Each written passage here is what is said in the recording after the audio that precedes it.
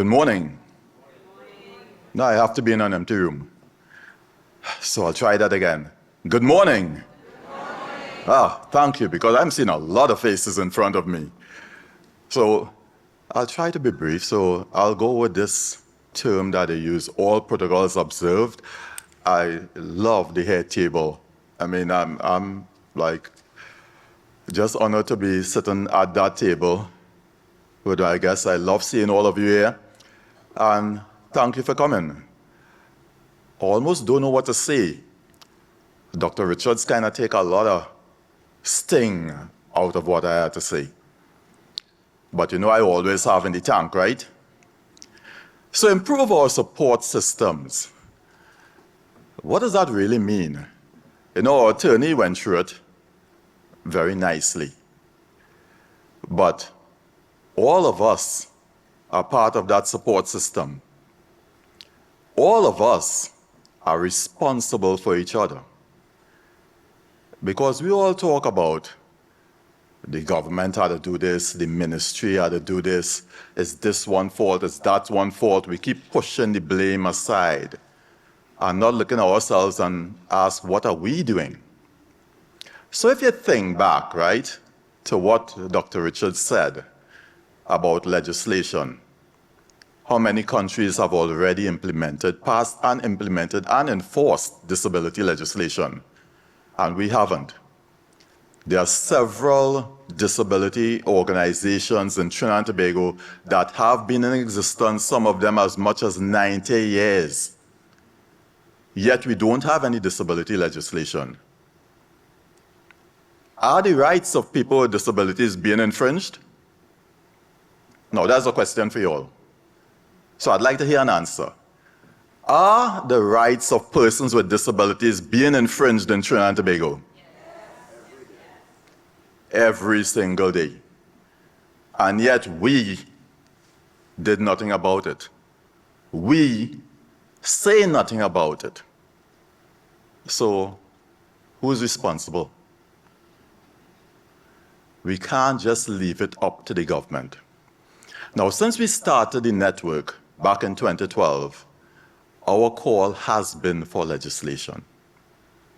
Because when I attended my first conference back in 2008, the National Down Syndrome Congress conference in the US, and I met self-advocates like David, who you'll hear speak, and Angel, who I could talk to them just so I'm speaking to you. I still find that amazing. I didn't have to speak slowly. I didn't have to use any exaggerated gestures to be understood by them. And I couldn't figure out, how is that possible? They are Down syndrome.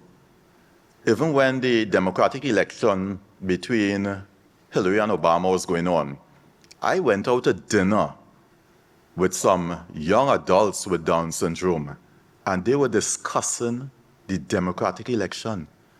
They knew what Hillary stood for. They knew what Obama stood for, what they had in their manifestos. And I was sitting at the table like a fool. Because one, of course, I don't know what's going on in US politics. But just the idea that these young adults with Down syndrome could sit down and discuss an upcoming election was just mind-blowing to me. So why our self-advocates in Trinidad and Tobago are not at that level? We do have some close to that level, but it's not across the board. So the biggest hindrance I saw to all of that was the fact that most of these self-advocates whose potential, they were closer to achieving their full potential, it was because they were the product of an inclusive society. They were not shut away in a special school or a special institution hidden from the rest of society. So society got a chance to meet them, interact with them, and they also got a chance to interact with society. That caused a huge difference. Not only with the self-advocates, because, you know, especially persons with Down syndrome, they learn by seeing, so they mimic.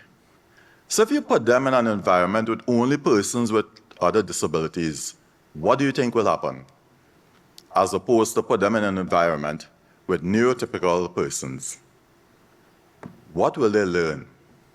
How will they learn? So we are doing them a disservice just from the onset. And the thing is, we have to learn and progress. Back in the day, the best thing for persons with disabilities was to put them in a special school, because we didn't know what to do. But we are in 2025 now. And if we take examples from all the other so-called developing countries and see what they are doing with regards to education, inclusive education, in fact, education on the whole, it's just moving leaps and bounds ahead. And we are so far behind where that is concerned that we have to realize we have to make changes. If you are not educated, you cannot be integrated. You cannot be employed. So by us not giving them that opportunity from the beginning, we are basically sealing their fate. Yet, we care. Yet, we do a lot of charity. But as the saying goes, if you give a man a fish, so you could hold a party, or you could teach him how to fish. So then he can be a sustainable element of society that's actually working and being involved in society and paying taxes. So the money is still coming back. So it's like return on investment.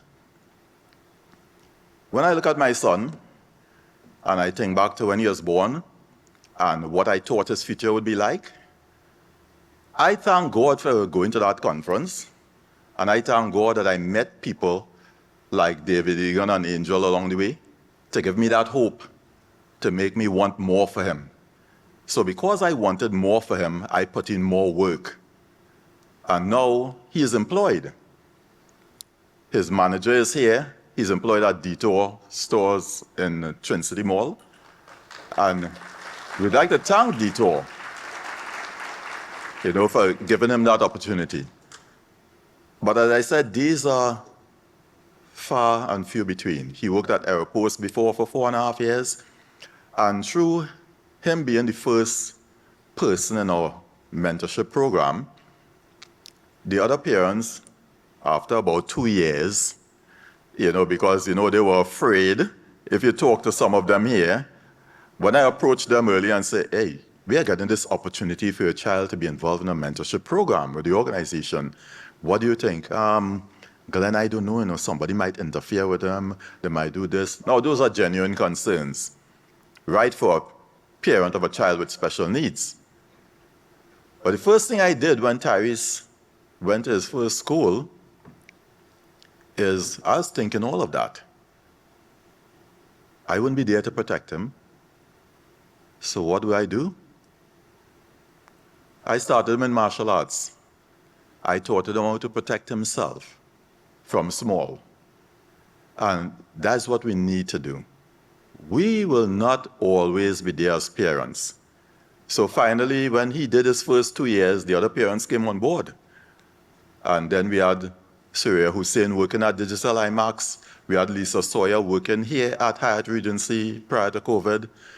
We have Kelly Simmons. She's now a permanent employee of Scotiabank. So we have to thank these organizations for stepping forward. We have Christy D'Souza, the very first young woman with Down syndrome who got an OJT contract in Trinidad and Tobago. Worked at Office of the Prime Minister, Gender and Youth Affairs. So we have had a lot of firsts. But we got all those firsts through our relationships with people, through their goodwill, instead of it being the right of these young people to be educated and employed. So we want to get past that goodwill. Of course, we still want the goodwill, but we also want everybody to start calling for that legislation. So then it becomes their right. So they don't have to wait on charity, because charity will not change their future. And we need to have their future changed. So I thank you, everyone, for coming out this morning. And I just want to remind you of your responsibility as citizens of Trinidad and Tobago. Because the parents, oh, we have it. Our children are our responsibilities. I have to remind, the parents in the network of that all the time. Because it's easy to play the victim, right? I went through it. Everything is so hard. It's so difficult. It's so expensive. Nobody cares. Nobody understands. But then if I just sit back and complain, what would have happened to Tyrese? If I didn't step forward and do something, if you talk to Lisa, I never wanted to start no network. I was accustomed being a kind of behind-the-scenes person, and everybody I tried to push forward to start it, they didn't want to. They don't want to be at the head. Even people who have come on board and left the board, nobody wants to be at that head, because it's not an easy job. It's difficult. There are so many times that I want to give up. And then I'll meet a parent who just had a child with Down syndrome. And when they hear my story and they see where Tyrese is, it gives them hope. And that's what we want to instill. We don't want us to give up. We don't want the parents to just feel victims and feel that nobody understands them and knows what they're going through. We don't want them to feel that, oh, Tyrese could be like that because of you. No. Tyrese isn't just like that because of me. Tyrese is like that because of the support I got from the friends that I beg for support. We have to do that work. It's our responsibility. But now I'm asking you all to support us as well and help us take our children out of that segregation. Give them those opportunities to enter society. And you will see for yourself what the product of an inclusive society causes when you hear our speakers coming up here. So thank you very much for coming out.